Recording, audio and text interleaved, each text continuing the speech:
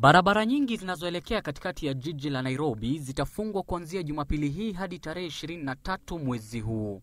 Hii ni kufuatia kongamano la Umoja wa Mataifa wa kibiashara na ustawi almaarufu kama UNCTAD litakaloanza rasmi Jumapili hiyo. Afisa mkuu wa trafiki eneo la Nairobi Leonard Katana amewasihi wa Kenya kushirikiana na maafisa wa polisi huku akiomba watafute njia mbadala za kutumia wakati wa mkutano huu. Huku haya yakijiri, visa vya wizi wa mifugo vinazidi kuripotiwa katika kaunti ya Baringo licha serikali kutuma vikosi zaidi vya usalama kushika doria katika kaunti hiyo.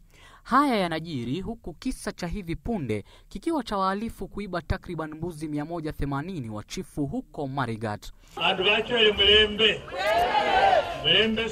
Na serikali ya Korea ikishirikiana na Wizara ya Maji imezindua mradi wa maji utakaogharimu kitita shilingi milioni 500 katika kata ndogo ya Terem, eneo bunge la Mlima Elgon, kaunti ya Bungoma, kwa mujibu wa Waziri Eugene Wamalwa.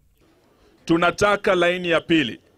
Na Rais wa Korea amekuwa hapa juzi, tumekuwa na mkutano naye na Rais Uhuru Kenyatta, na tumeomba serikali ya Korea ya kwamba milioni 500 wametusaidia tusaidie watu wetu wa Chwele.